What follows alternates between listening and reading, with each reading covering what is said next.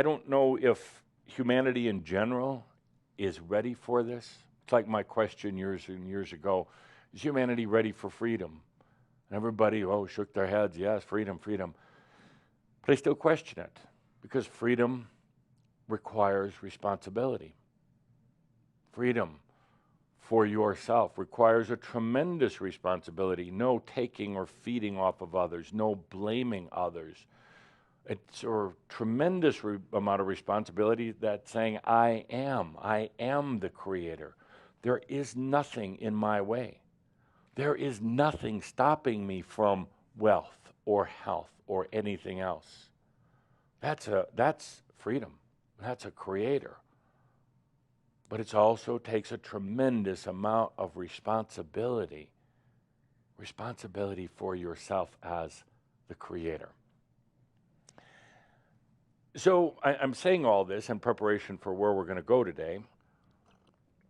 I'm saying all this to help really ground the understanding that consciousness is everything. It is what creates. Consciousness is what attracts energy. Consciousness is what created this entire universe and all of the other universes. It's not spiritual. This whole understanding is not spiritual. It's definitely not New Age, definitely not religious, but it's not even spiritual. Because the minute that we start attaching spiritual qualities to it, we get into belief systems and gods and a lot of things that will actually limit the understanding of consciousness. It's not really science, but it's going to be. It's not really considered physics yet, but it's going to be. But it is this thing called consciousness that you are is everything. Is everything. It's going to be strange looking back 20, 30 years ago from now. It's going to be strange for future generations from now to say, what was wrong with those people back in the 19th, 20th, 21st century? They had no understanding of consciousness. It wasn't really even in the vocabulary. I mean, it was a word, but nobody really knew what it meant. They're going to look back generations from now and be amazed, befuddled that humans at the time didn't even understand the basics of consciousness. And again, this is not spiritual. This is not New Age. This is not philosophical. This is the core of all things in the universe, in the omniverse, everywhere. That's why I've been very adamant with you, talking about experiencing the I exist, understanding consciousness, and understanding the difference between consciousness and energy. You hear the words and you're starting to understand, but you still tend to pair the two together. Consciousness and energy, the same thing, and they're not. With some of the recent experiences that we've had with going into consciousness, things like in the recent Mirab of going through the house and then out and ultimately releasing everything, being in nothingness. Some of you are really starting to understand, and it kind of rings a bell within you. This I exist, this consciousness. And it strips away all the machio, it strips away all the old belief systems, and it strips away, it washes away things like what you thought were your problems and your issues and everything else. And you suddenly realize, I exist. Death doesn't matter. Your relatives don't matter. Your job doesn't matter. When I say it doesn't matter, meaning you've been putting undue effort and focus into these things.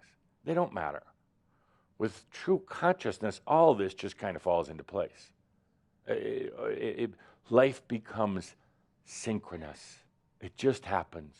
And it's all being led, the leading edge of all of it is consciousness. Where do you want your consciousness to be? Creating your own reality is modern day witchcraft.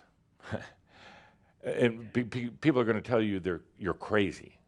You can't just create your own reality. You're going to tell yourself even that you're probably crazy. But in fact, indeed, you can. That's where we're going with the transhuman series. I'll talk about it a little bit today. How reality is nothing more than consciousness in awareness, consciousness in perception. And then all the energies shift and accommodate. But people think that reality is there first and then they come in. They are subject to reality, to external forces. They try at times to make that external force more accommodating to their needs. But they never really change reality. But why not? When you understand what reality is, it's just it's the composition of energies that are responding to consciousness. So why can't you create whatever reality that you want? As I said in Munich, we had to go through a lot of discussions, a lot of shouts over the years to get to this point, because without really understanding what consciousness is, what the I exist is, without understanding how consciousness affects energy, how nothing exists without consciousness, nothing on this whole universe and the other universes exists without consciousness. It is the core. It is immeasurable. It is invisible. It is powerless. But yet it is the everything. With that understanding, and with the understanding that there's no need for power, there's no need to have to fight for anything in your life. There's no reason to struggle or to effort, unless you happen to want to, just for good old sake, for times, unless you want to. But literally, you can create whatever reality you want by just being conscious. That's it. What's reality? What's reality? Well, it's what you perceive. That's simple. Philosophers have philosophized about it. Authors have written about it. Teachers have taught about it, and counselors have counseled about it. But what is reality? It's what you perceive. That's it. Reality has become this word. People talk about reality, that like it's set in place in concrete and stone. Well, some of it is, but it doesn't mean that it's not movable. It's not changeable. Now, humans have been trying for as long as I ever knew after I escaped from my giant crystal prison. Humans have been trying to alter reality ever since.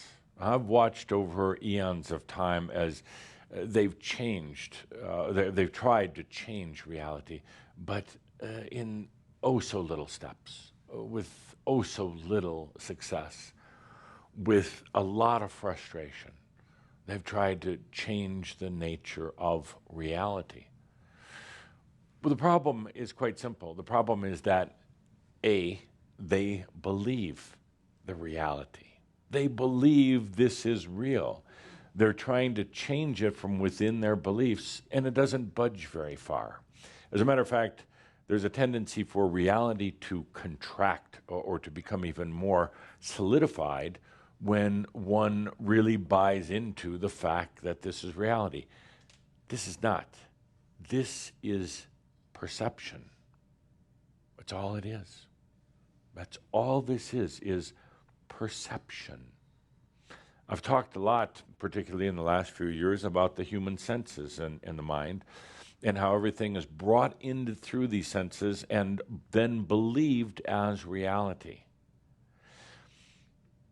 In order for one to truly go beyond this reality, in order for one to truly change the natures of realities, both being plural, natures of reality, one must be willing to go out and beyond, but one must be willing to also perceive with a whole different set of senses, not of the human senses, but of what you would call your I am senses. I've talked about this in great length because it's so important to understand. This is just a way of perceiving. Scientists even are understanding that matter is not matter, or matter doesn't matter. They're beginning to realize that although you perceive the floor as being solid, and you perceive the person next to you being flesh and bones, it's actually not. It's actually, if you bear with me a moment, but through your eyes, what you're perceiving right now is vastly nothing. Vastly nothing.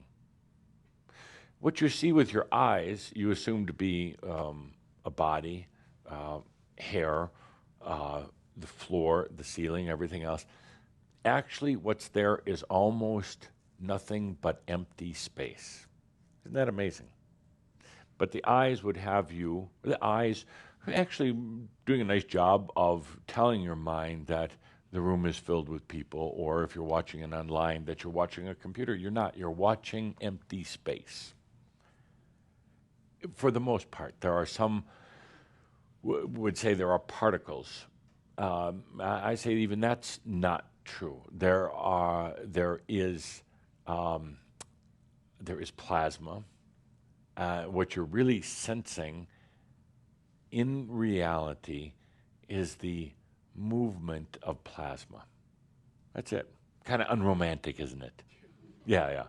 Yeah, tonight you hug somebody in bed and it's like, you're just hugging plasma, it's like, and the plasma is also creating a gravity or creating an effect that is of time and space. So you think that something is happening, as you're hugging that person in bed, and you think that the day is passing and pretty soon you're going to be asleep. Nah, you're just immersed in plasma that's moving through you. But you've been brilliant enough, absolutely brilliant enough to say, let's make it a little bit more exciting. Let's turn plasma, let's turn the movement of time and space into defined experience and reality. Because just swimming around in a bunch of plasma is not a lot of fun. Actually, some days it's probably more fun than the human life. But look what you've done. You've created this out of plasma, which is responding to consciousness, which is really you. You've created all this, and you can also uncreate it, or you can create something totally different. And it's not that hard to do. Creating reality, and I'm not trying to talk about the kind of what we've seen in the past, people trying to change the world. Stop doing that. Create realities for yourself. Now, in creating whatever reality it is that you choose, is going to require getting out of the zoo, going beyond your mind, not worrying about. The important point here is you're doing it for yourself. Stop trying to change the world. That is energetically counterproductive. The moment, a lot of you have been do-gooders in the past, and the moment you're trying to change the world, which I know it's kind of compelling, you want to make everything good and pretty, but it doesn't necessarily want to be good and pretty. World doesn't necessarily want to be defined by your terms. So you go out and try to change the world and think you're doing good, feel really proud and self-righteous and everything else about being a do-gooder. What happens is the natural response of energy will try to then change you. It will come back on you. It will confine you more. It will screw you up, mess you up more. You're trying to change somebody else's natural order or perception. You're acting outside of the compassion, then it's going to do the same thing to you. So stop trying to change the world. Allow yourself to change your own realities. In order to do so, understand that this isn't reality anyway. This is plasma. and we talked about it at some length in Bonn, but this is just a way of perceiving the movement of you could say forces, energy. So a lot of you are like, I got to get out of here. There's something more. I've got to change reality. And you can at any moment by, well, it's as simple as allowing it. The tricky part is, again, saying, I'm not going to try to change everything out there. I'm not going to try to change bad traffic or rude humans or anything like that. And that's where some of you have run into problems. It's like, well, I just want all that to change for me. No. In order to change reality, it's about doing it for you. And then it's just about letting yourself really imagine, dream, or what would you say, feel into the other realms. And the other realms don't even exist until you get there. Don't think of the other realms as something predefined, as there's already these heavens.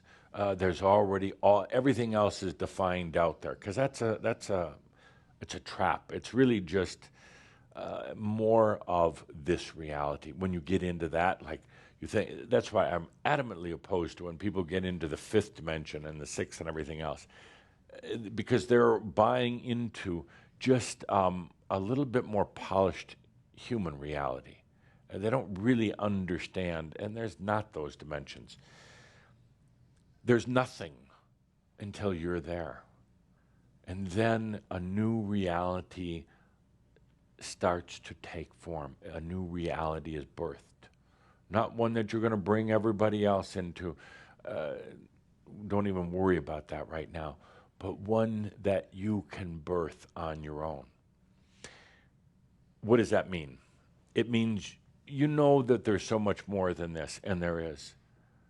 But the place to start is birthing your own new realities by being there. I am here. And you can be multiple places, of course. You can be I am here. You can be having a conversation with another master.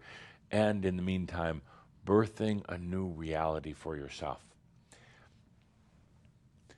It's going to liberate you to understand that you're not stuck here. It's going to free you to realize the beauty of putting consciousness into what's now nothing and birthing something and then watching it evolve. Not in human terms, not in the old human ways, but watching it evolve in a way that is not linked or not set into this reality. Let's take a good deep breath here for a moment. Feel a lot of going mental. There is a lot more than this. A lot more. And as we go into our transhuman series, we're going to be literally experiencing your other realms. Not other dimensions that belong to somebody else or anything.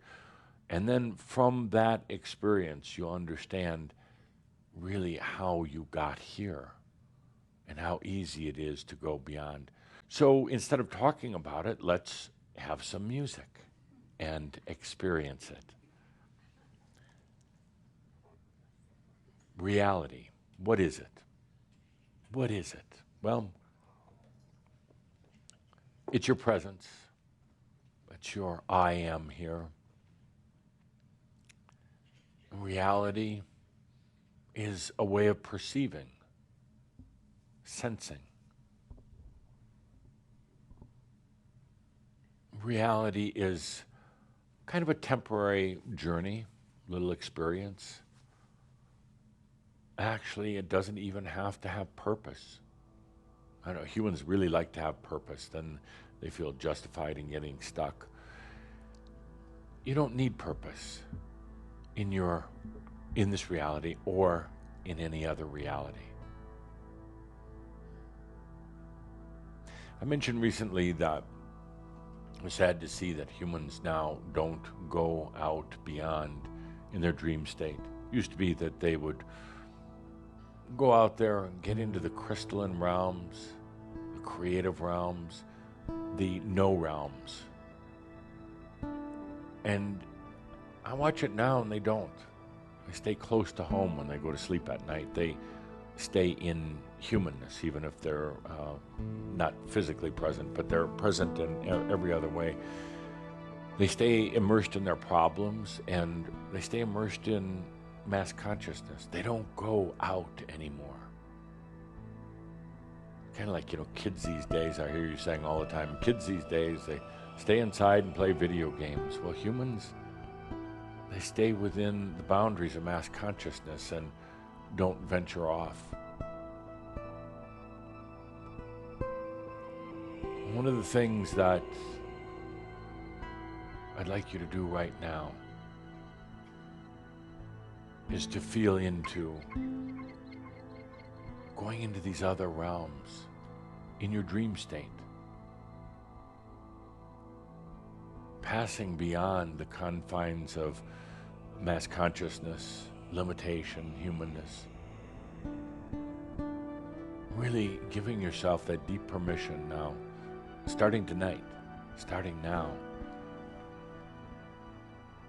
to go beyond those realms.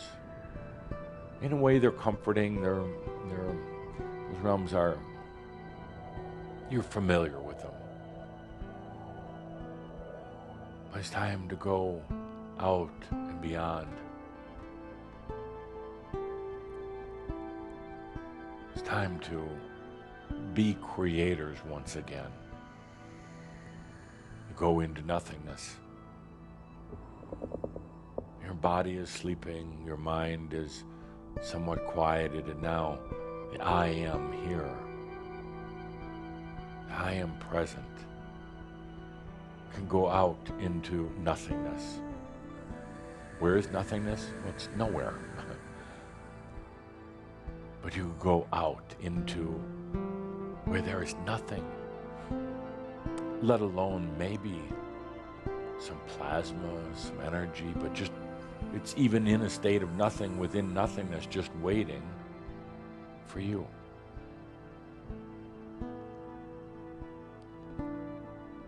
And then your presence starts a birthing. It's not confined to time nor space. Your presence starts a movement of energy, even without having to define what you want it to become. It actually just happens when you're present in nothingness,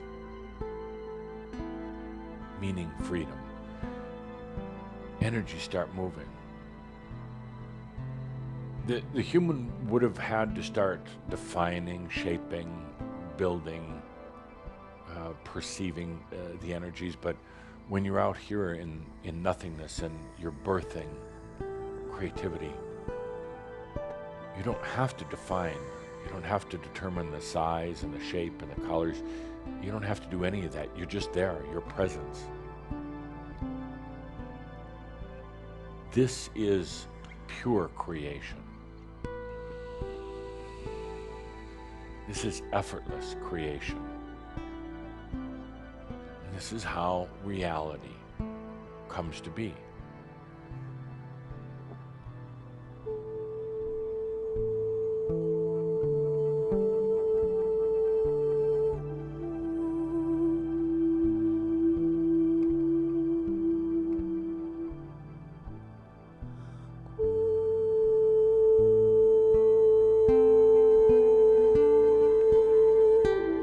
The nature of reality starts here, in nothing.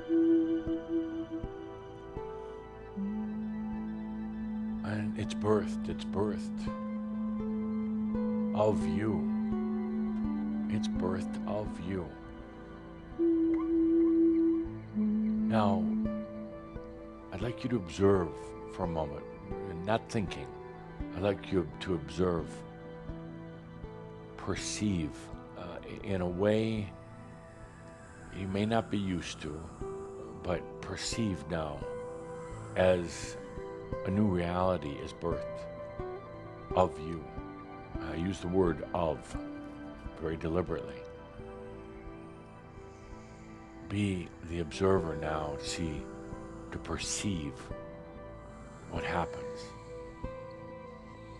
I'm going to tell you one thing about reality. I hope you really let yourself feel into it. It doesn't matter if any of this has ever been done before. It doesn't matter if there are actually angelic councils and a crimson council. It doesn't matter that there's a Saint Germain. It doesn't matter that there's a God. It doesn't matter that you view things as kind of top down, and you're kind of at the bottom of the whole trickle-down cycle of creation. It doesn't matter that there's a new earth. It doesn't matter that there is even this thing called spirit. It doesn't matter one bit. Because the moment that you allow the consciousness of it, it becomes so. There might have never been anything called enlightenment, never an enlightened master ever walked the face of this earth.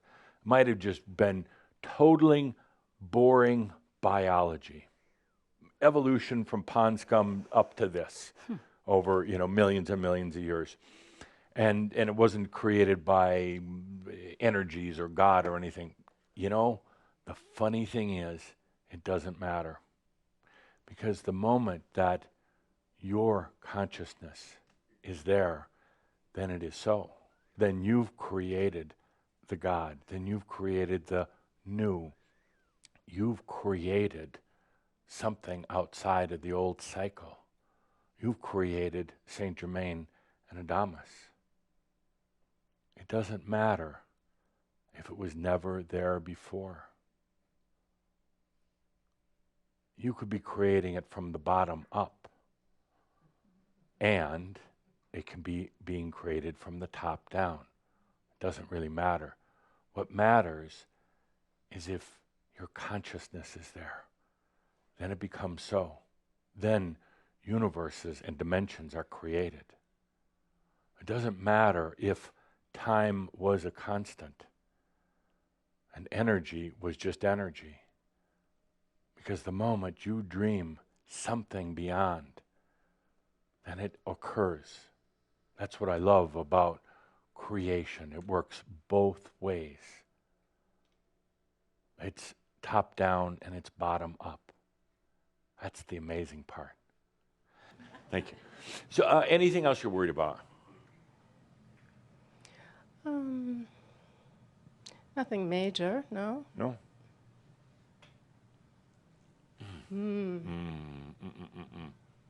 Okay. Just one more. One more thing.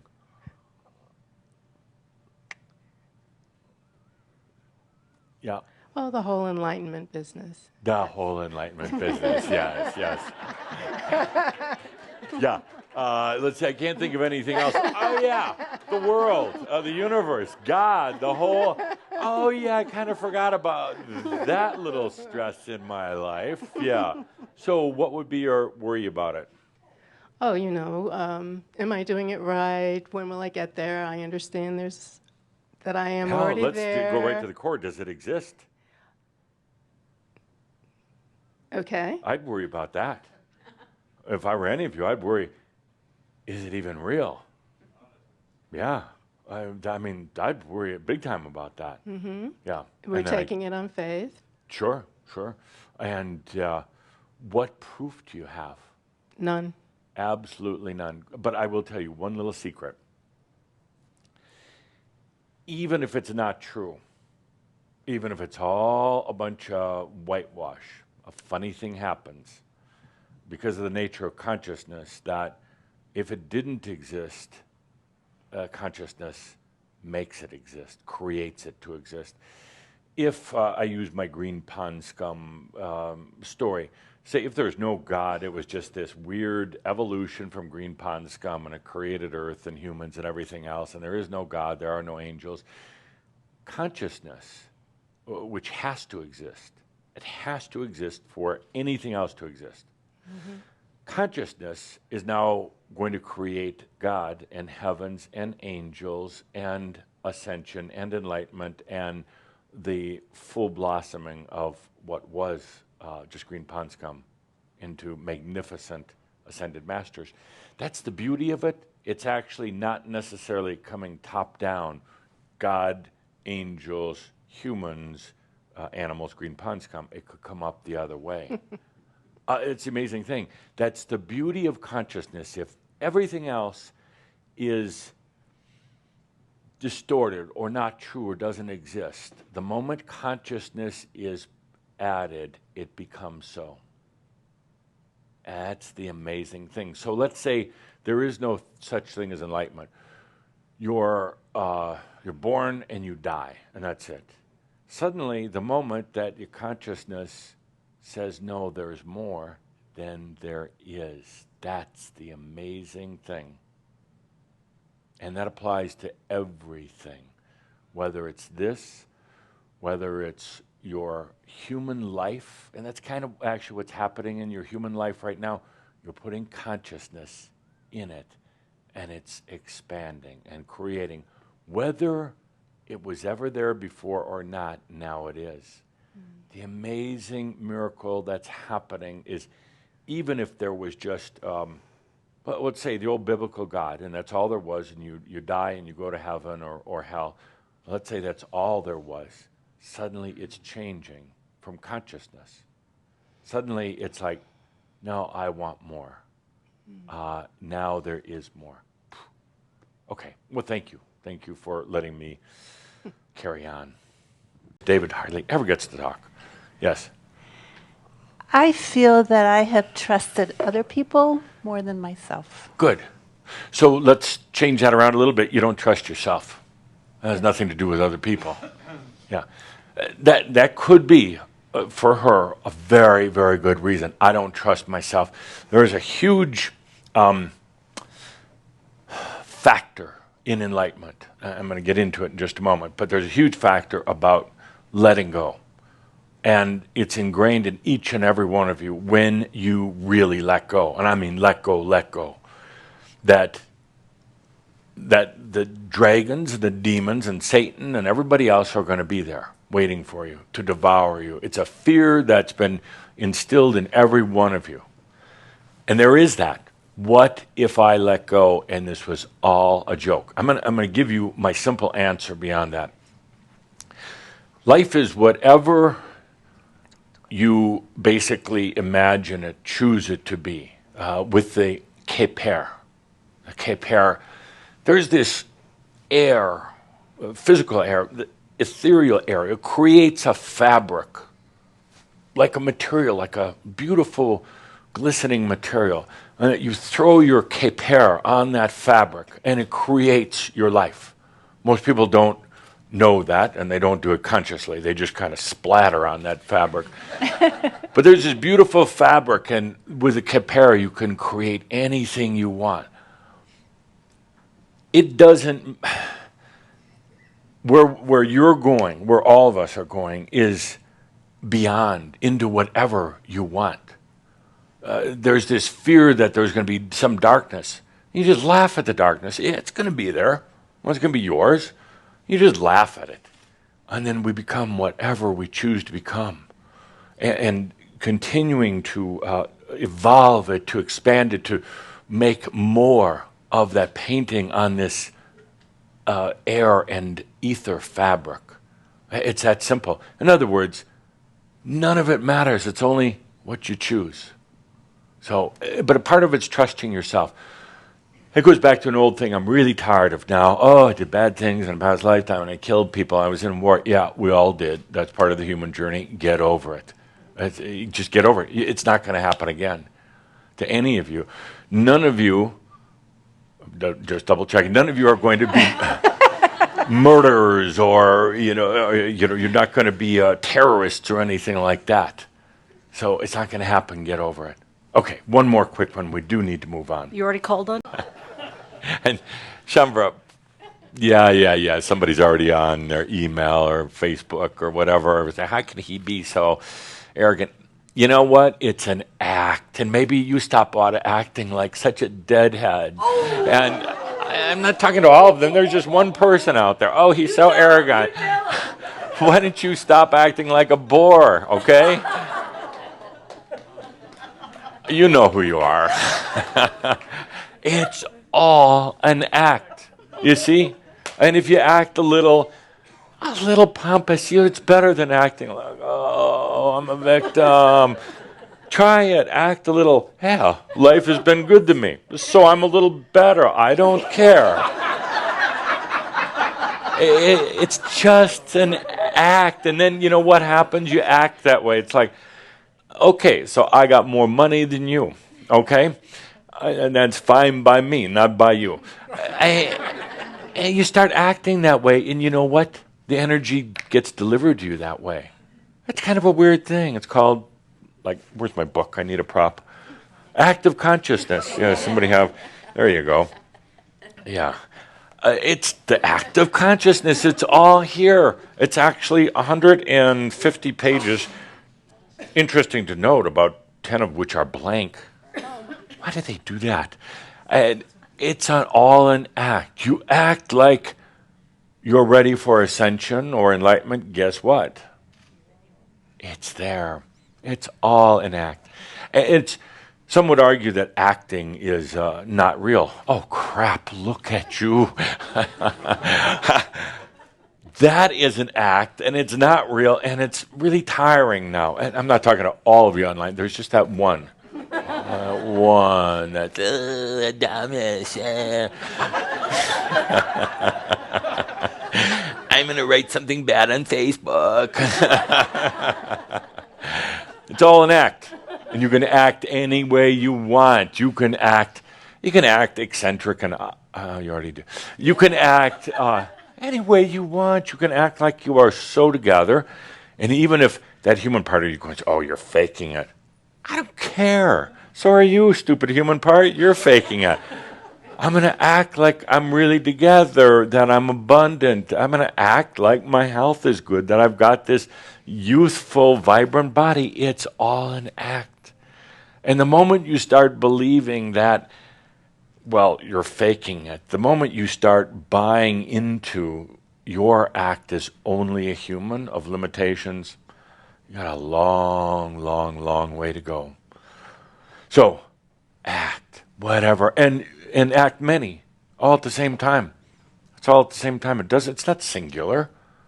You can be many actors on your stage at one time, whatever you feel like.